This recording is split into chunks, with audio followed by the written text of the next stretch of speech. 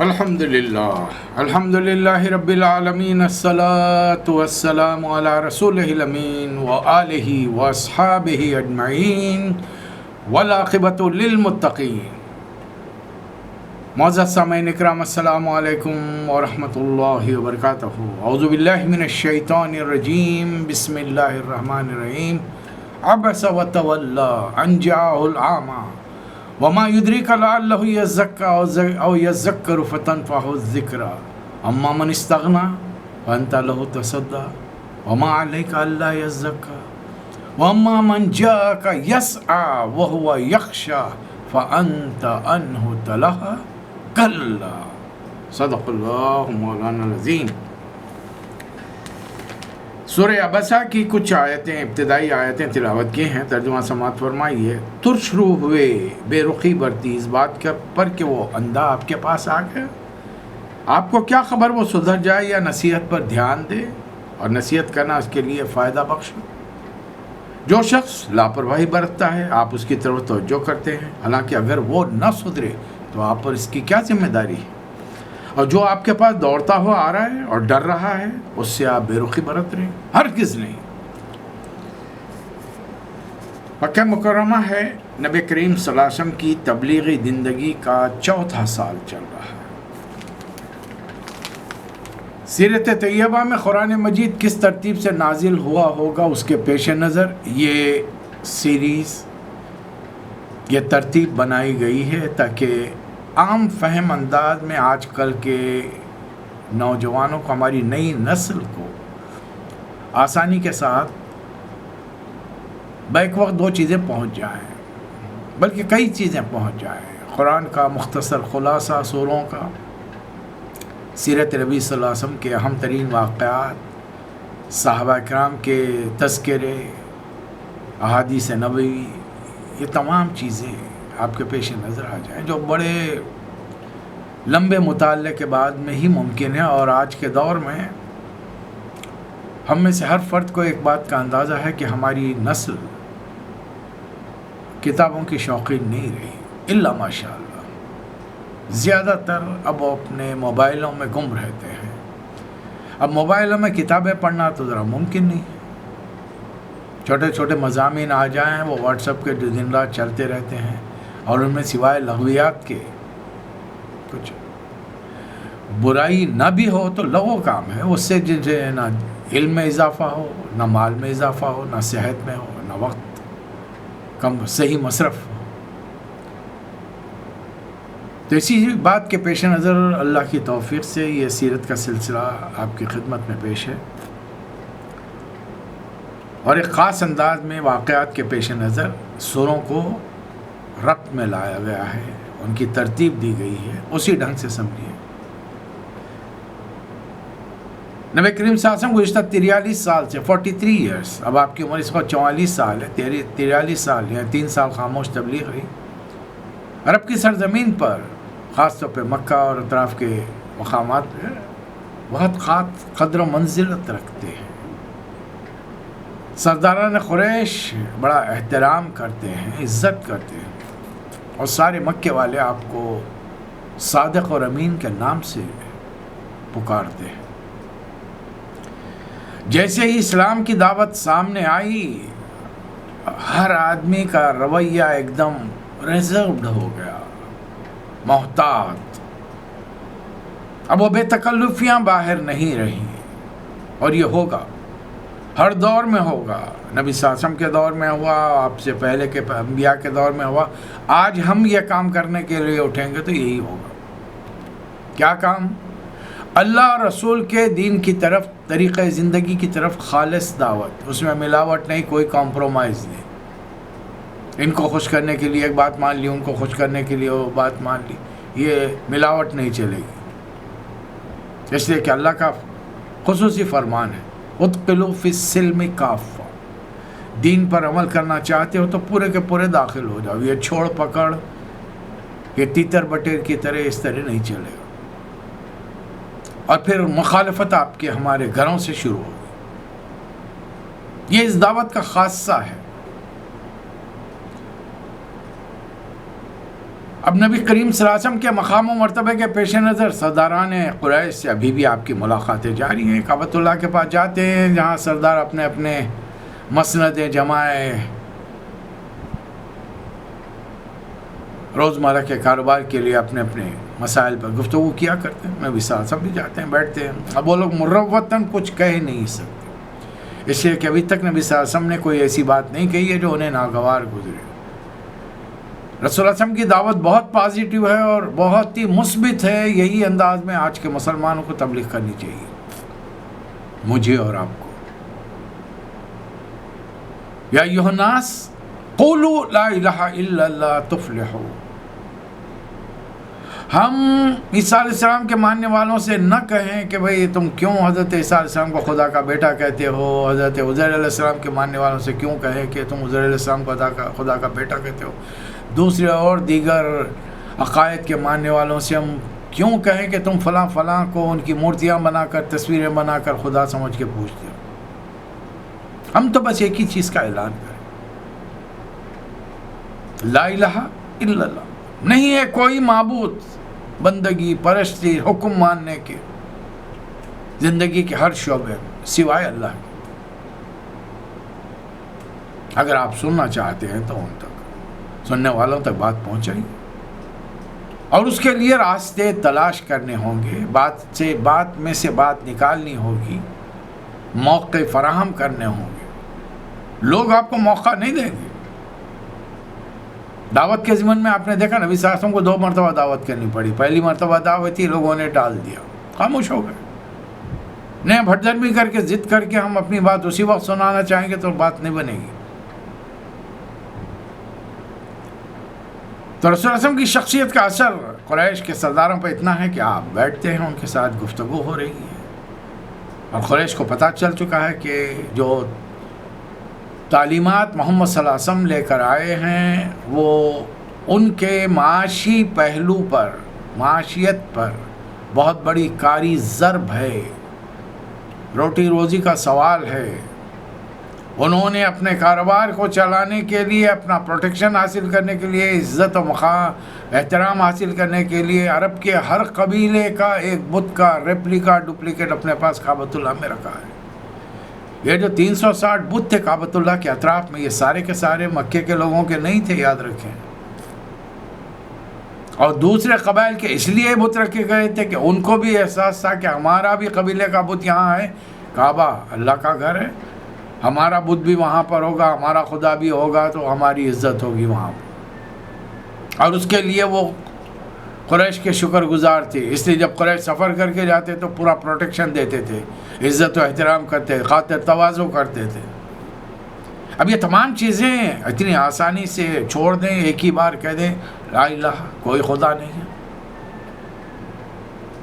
اب وہ پرانی مروتیں بھی ہیں کہ نبی صلی اللہ علیہ وسلم سے جو تعلق ہے, آپ کا قبیلہ ظاہر ہے بنو ہاشم ہے, کعبۃ اللہ کا متولی ہے, اور مکہ کی انتہائی مالدار خاتون کے شوہر ہیں. اب تجارت میں آپ نے بہت سارے لوگوں سے جو انٹریکشن کیا ہے, معاملات کیے ہیں, اس کا لوگوں پر اثر ہے. اس لیے مروتاً آپ سے بیٹھ کر بات کرتے ہیں. ایک ایسا ہی موقع ہے کہ نبی صلی اللہ علیہ وسلم سرداران قریش سے گفتگو میں ہے کہ ایک صحابی جو حضرت خدیجہ رضی اللہ تعالی عنہا کے چچا زاد یا رشتہ دار, چچا زاد بھائی تھے یا رشتہ دار تھے, ابن ام مکتوم, یہ اسلام لا چکے تھے, نابینا تھے. کسی مسئلے کو پوچھنے کے لیے نبی صلی اللہ علیہ وسلم کے پاس گھر گئے, پتہ چلا کہ آپ حرم کے پاس ہیں, تو وہ ظاہر ہے نابینا ہیں. آدمی اتنی آسانی سے تو چل نہیں پائے گا, ٹوکریں کھائے گا, تکلیف ہوگی. جب حرم کے پاس پہنچے اور شاید نبی صلی اللہ علیہ وسلم کی آواز کانوں میں پڑی تو احساس ہوا, قریب پہنچ گیا, پہنچ کے کہنے لگے کہ اللہ کے رسول مجھے ذرا یہ بات بتائے, اللہ کے رسول مجھے دین کی یہ بات سمجھائیے. اس موقع پر ذرا سا نبی کریم صلی اللہ علیہ وسلم کو ناگوار گزرا ہوگا. یہ بشری تقاضے ہیں. نبی صلی اللہ علیہ وسلم اس وقت بڑے اہم کام میں مصروف ہے, اور اہم کام کیا ہے؟ سردار قریش کو اسلام کی دعوت دی جائے, اور اس نیت سے دی جائے کہ ایک قبیلے کا سردار مان لے تو پورا قبیلہ اسلام قبول کر لے گا. ایک آدمی کے ماننے سے پورا قبیلہ اسلام قبول کرے گا. اس سے بڑھ کر اور کیا بات ہوگی؟ جذبہ دیکھیے. اور ایسے سنجیدہ موقع پر ایک صحابی آتے ہیں، نابینا ہے لیکن ان کا ایک جذبہ ہے، جوش ہے، تکالیف برداشت کرے، ٹھوکریں کھا رہے، زخمی ہو رہے، لیکن آ رہے ہیں دین کے بارے میں پوچھ رہے. اور سامنے جن پہ تبلیغ کی جا رہی ہے، جنہیں اسلام کا پیغام پہنچانے کی کوشش کی جا رہی ہے، ان کا حال یہ کہ بیٹھے مروتاً تو سامنے بیٹھے ہیں لیکن دل و دماغ کہیں اور ہے، وہ سن نہیں رہے. جسم حاضر ہیں، دماغ غیر حاضر ہے. یہ ہوتا ہے، یہ عموماً میرے ساتھ بہت ہوا ہے. مسجدوں میں جب تقریر کے لیے جاتے ہیں تو وہاں پر کچھ توجہ سے سننے والے بھی ہوتے ہیں اور کچھ اپنے اپنے خیالات رکھنے والے بھی ہوتے ہیں.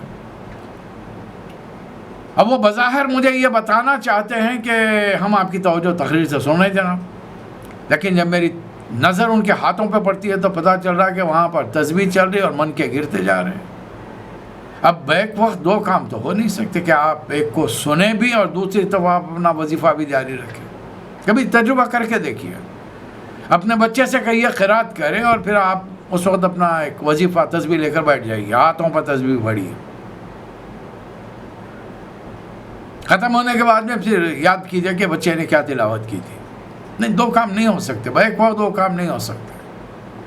یا تو آپ سنیں گے یا پھر آپ پڑھیں گے. اور کس چیز کو نہیں سنیں؟ مسجد میں بیٹھے ہوئے اللہ کا نفل ذکر کر رہے ہیں، نماز نہیں ہو رہی اس وقت، خاص طور پہ جمعہ کی جو تقریریں ہوتی ہیں ہماری. خطبہ شروع نہیں ہوا ہے، یہ خطبہ سے پہلے کی اردو تقریر ہے، لیکن ہو کیا رہا ہے؟ کیا چیز سنائی جا رہی ہے؟ اللہ کا کلام، نبی پاک کی سیرت مبارکہ، اس کو بھی سننے کے لیے دل نہیں، اور اپنی نفل عبادت میں لگے ہوئے ہیں. جبکہ رسول اللہ صلی اللہ علیہ وسلم کی حدیث ہے کہ اللہ کی ایک آیت پر غور کرنا 60 سال کی نفل عبادت سے بہتر ہے. اور یہاں اللہ کے کلام کو رسول کی سیرت میں ملا کر پیش کیا جا رہا ہے تاکہ آسانی سے سمجھ میں آ جائے. بندوں کی پھر بھی توجہ نہیں ہے. لوگ تو بیٹھے ہوئے ہیں لیکن ان کے دل و دماغ حاضر نہیں ہے وہاں پر. ایک مروت میں بیٹھے ہوئے ہیں مارے بندے. اور یہ صحابی تڑپ کر آئے ہیں کہ کچھ معلومات مزید حاصل کریں. اس طرز عمل کے بارے میں سید قطب شہید رحمۃ اللہ علیہ فی ظلال القرآن میں فرماتے ہیں کہ اللہ تعالیٰ نے نبی کی تربیت فرمائی کہ جو توجہ نہیں دے رہا ہے اس پر آپ زیادہ وقت صرف نہ کریں. جو توجہ دے رہا ہے چاہے وہ بھلا ہی نابینا کیوں نہ ہو، اللہ کے ہاں اس کی بڑی قدر و منزلت ہے. اسی لیے تنبیہ کے انداز میں ایک لفظ استعمال کیا گیا، کلا، ہرگز نہیں، یہ کام کبھی نہیں ہونا چاہیے. تبلیغی انداز کی تربیت کی جا رہی ہے، سمجھایا جا رہا ہے، تبلیغ کے طریقوں کو سمجھایا جا رہا ہے کہ جو توجہ دیتا ہے اسے ہی بات پہنچائی جائے. چلیے، اسے کہ اللہ نے صاف صاف فرمایا، ترجمے سے آپ نے اندازہ لگا لیا ہوگا. ترش روح ہوئے، بے رخی برتی اس بات پر کہ وہ نابینا آ گئے. آپ کو کیا خبر وہ سدھر جائیں؟ اس سے کہ ابھی تو قرآن پورا نہیں اترا، عبادات نہیں ہوئی، حرام حلال کے احکامات نازل نہیں ہوئے. ابھی تو صرف گفتگو ابتدائی مراحل میں ہے، توحید، رسالت، آخرت کی. اور یہ چیز وہ ہے جو دلوں میں اتر جائے تو پھر اس کے بعد میں انسان کو نیکی کے راستے سے دنیا والے تو کوئی نہیں ہٹا سکتے. عقائد دل میں جم جائیں تو پھر آپ کو اور مجھے اللہ کے راستے سے کوئی نہیں ہٹا سکتا، اسلام کے راستے سے کوئی نہیں ہٹا. اور جو شخص لاپرواہی برت رہا ہے آپ اس کی طرف توجہ کریں. اگر وہ نہ سدھرے تو آپ پر کیا ذمہ داری؟ آپ کا کام تو پیغام پہنچانا ہے، ڈنڈا لے کے مسلمان کرنا تو نہیں ہے، ہرگز نہیں.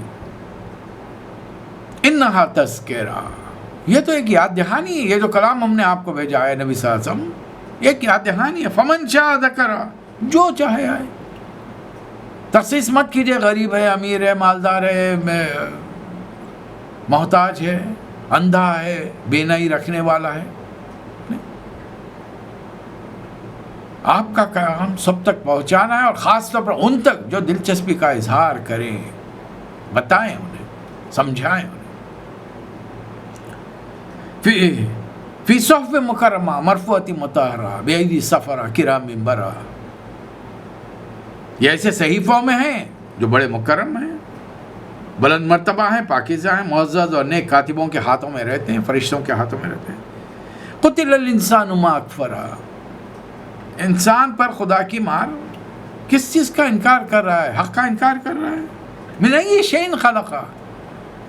اپنے خالق کا انکار کرنے سے پہلے، اس کے کلام کا انکار کرنے سے پہلے، اس پر غور کرنے، سننے، سمجھنے کے بجائے انکار کر دیا، اور اپنے آپ پہ کبھی غور کیا؟ من ای شیء خلقہ. کس چیز سے بنایا گیا ہو؟ حقیر، گندے، اچھلتے ہوئے پانی سے. من نطفہ. اب اردو والوں کے لفظ ذرا ثقیل ہے، اور پھر منہ پہ ہاتھ رکھ لے. عربی لفظ قرآن میں استعمال ہوا ہے، کیا کریں؟ وہ جسم سے پانی جب نکلتا ہے تو اسے نطفہ کہتے ہیں. اسی حقیقی چیز سے ہم بنے ہیں، سارے کے سارے انسان. ایک پہلا جوڑا حضرت آدم ہوا، حضرت حوا کو چھوڑ کر سارے انسان اسی سے بنے ہیں. من نطفہ خلقہ فقدرہ. وہ جو رات کی تاریکیوں میں اور 3 پردوں کے اندر ماں کے پیٹ میں جو اس پانی کا خطرہ گرا تھا، اسی سے انسان کی تخلیق، اس کی تقدیر سب بن رہی ہے. ثم السبیل یسرہ. پھر دنیا میں آیا، راستہ بتایا گیا. ثم اماتہ فاخبرہ. ماں کے پیٹ میں بھی وہی خبر کی تاریکی رہتی ہے، اور ایک دن اسی خبر کی تاریکی زمین کے پیٹ میں جانا پڑے گا. اور یہاں پر انسان کی موت کے بعد اس کو دفن کرنے کا حکم دیا جا رہا ہے کہ قبر میں ڈالو، اسے جلاؤ مت، سمندر میں مت پھینک دو، جنگلوں میں مت پھینک دو درند پرند کھانے کے لیے،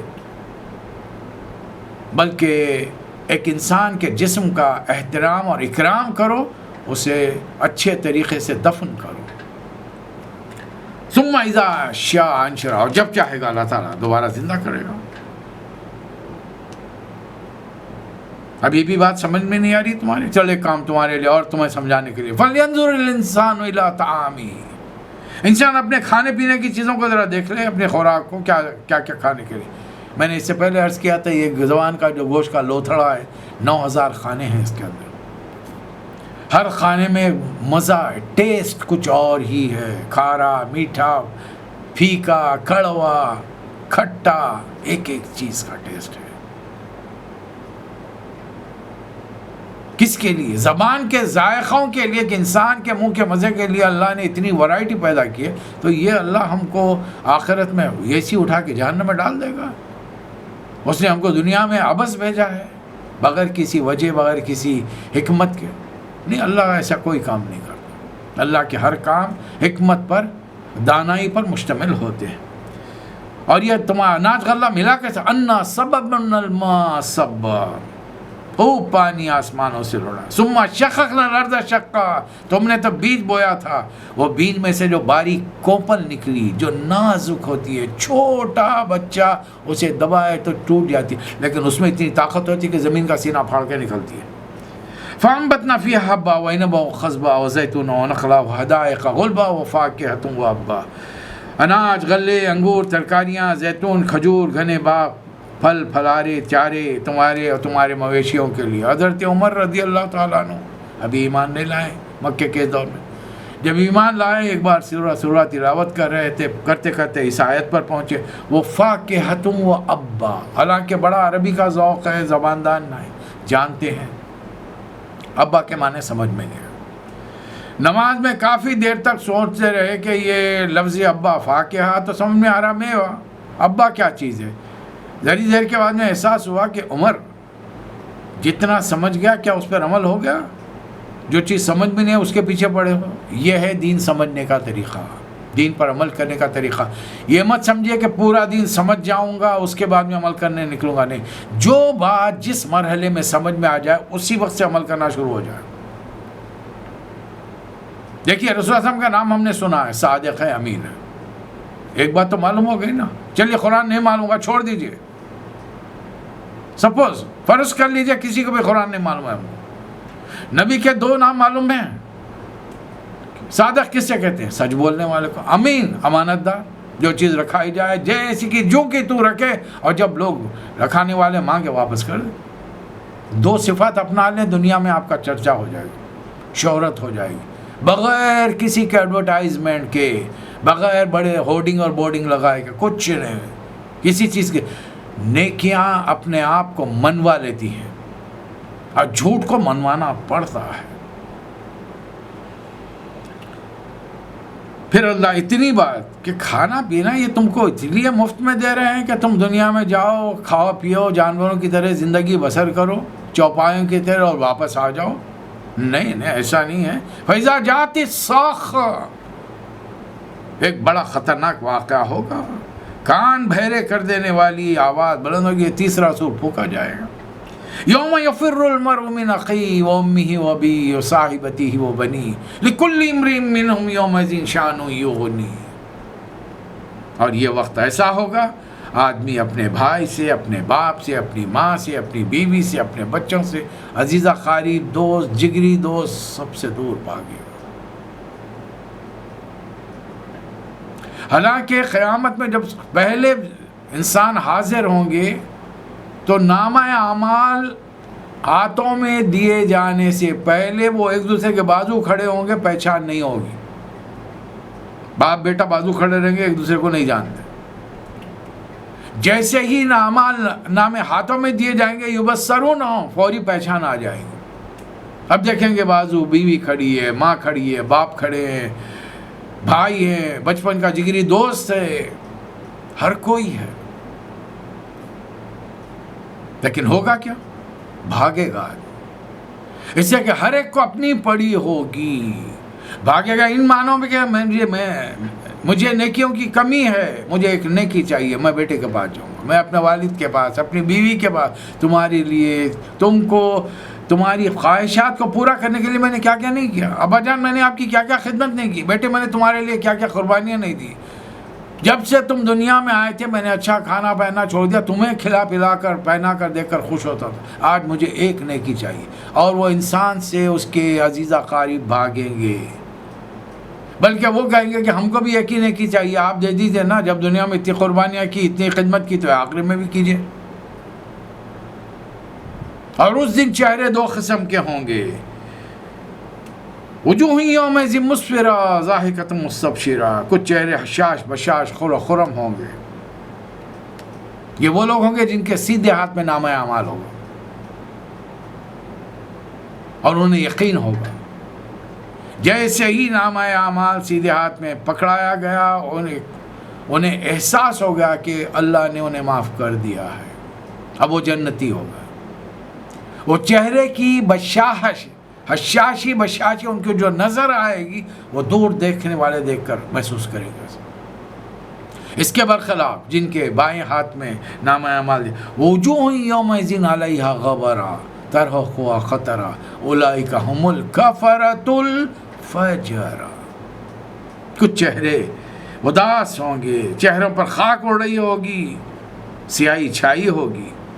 یہی اللہ کے احکامات کو توڑا کرتے تھے، انکار کیا کرتے. دیکھیے تبلیغ کا طریقہ سکھا دیا گیا، یہ ہمارے لیے ہے.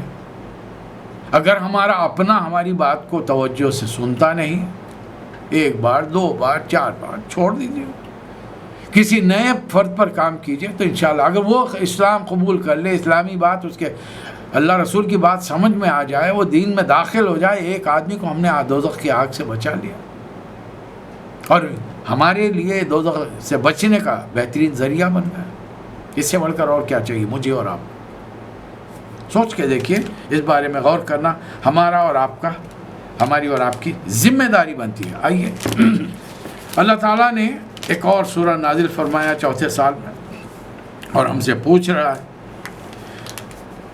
کہ تم یہ انسان جو بار بار نبی کے کہنے پر کہ قیامت آئے گی سوال کرتے ہو، لاؤ ہمارے انسانوں کو دوبارہ باپ دادا کو زندہ کر کے لاؤ، پہلے یہ ہم کو بتاؤ، ذرا غور کرتے جاؤ، تمہارے باپ سے پہلے کون تھا؟ دادا سے پہلے پڑھتا، ان سے پہلے آخر کوئی آخری انسان تو ہوگا، وہ کہاں سے آیا؟ حل تعالی الانسان حین من الدہر لم یکن شیئا مذکورا، کیا انسان پر ایک وقت کائنات میں ایسا نہیں گزرا ہے جب اس کا کوئی وجود نہیں تھا؟ قرآن کہہ رہا ہے کہ نہیں تھا۔ اللہ نے حکم دیا جبرائیل کو، جب کائنات کو بنا دیا اللہ نے، فرشتوں کو بنا دیا، جنوں کو بنا دیا، آخر میں انسانوں کو بنایا۔ فرشتوں کو، جبرائیل کو حکم ہوا زمین کے مختلف خطوں سے مختلف مٹی لائی جائے۔ اللہ تعالیٰ نے خلقت بیدی، اپنے ہاتھوں سے انسانی مجسمے کو بنایا، پھر اپنا حکم اپنی روح اس میں ڈالی، وَنَفَخْتُ فِيهِ مِن رُوحِي۔ یہ انسان پیدا نہیں ہوا، تخلیق کیا گیا، انہی سے ان کا جوڑا حضرت حوا کو بنایا گیا۔ ظاہر ہے یہ پہلے انسان کی تخلیق سے پہلے کائنات میں انسان کا وجود کہاں تھا؟ یہ اللہ کا سوال ہے، جواب دیں۔ اب سائنس نے آپ کو جہالت کے تحت ڈارون کی تھیوری میں یہ بتا دیا گیا کہ کائنات پہلے گرم تھی، پھر سرد ہوئی، اس میں زندگی کی جرسوں میں پیدا ہوئے، یہ مختلف ڈائنوسار بنتے رہے، جانور بنتے رہے، پھر بندر بن گیا، بندر کی دم جھڑی تو انسان بن گیا۔ اب یہ تھیوری پر جو لوگ خوش ہیں ہونے دیجیے انہیں، اگر کسی کو یہ کہنے سے خوشی ملتی ہے کہ وہ بندر کی اولاد ہے، تب ہم اس کے ساتھ کیا کر سکتے ہیں؟ ایسے جاہلوں کا کوئی علاج ہے؟ ان کے ساتھ کچھ معاملہ نہیں کیا جا سکتا۔ انسان کو اپنی قدر و منزلت خود پہچاننی چاہیے۔ پھر کیا ہو گیا بھائی؟ جب ایک چمپینزی انسان بن سکتا ہے تو پھر وہی انسان لاکھوں سال سے، ہزاروں سال سے پھر دوسری شکل اختیار کیوں نہیں کر رہا ہے؟ کوئی دوسری مخلوق کے روپ میں اپنے آپ کو کیوں نہیں ڈھال پا رہا ہے؟ آج تک کوئی 3 آنکھوں والا پیدا نہیں ہوا، 3 کانوں والا پیدا نہیں ہوا، 4 ہاتھوں والا پیدا نہیں ہوا، 4 ٹانگوں والا پیدا نہیں ہوا۔ ہاں 6 انگلیاں والا پیدا ضرور ہوا ہے۔ اندھے پیدا ہوئے ہیں، کانے پیدا ہوئے ہیں، بہرے پیدا ہوئے ہیں، گونگے پیدا ہوئے ہیں، لنگڑے پیدا ہوئے ہیں، لولے پیدا ہوئے ہیں، دماغی طور پر مینٹل پیدا ہوئے ہیں، لیکن ایسا کبھی نہیں ہوا کہ کسی انسان کی آنکھ پیشانی پر لگا دی گئی ہو، ناک کو ٹھوڑی کے نیچے لگا دیا گیا ہو، دانتوں کو گال کے اندر ادھر سے سائیڈ میں سے چبا کے کھانے کا موقع۔ آخر غور کر کے دیکھیے، یہ لاکھوں سال سے یہی انسان ہے کہ ورائٹی کیا ہے؟ ایک انسان دوسرے سے ملنے نہیں پاتا، صرف نقشہ ڈھب دیکھ کر کہتے ہیں فلاں کا بیٹا ہے، فلاں کا بھائی ہے، فلاں کا عزیز ہے، بس۔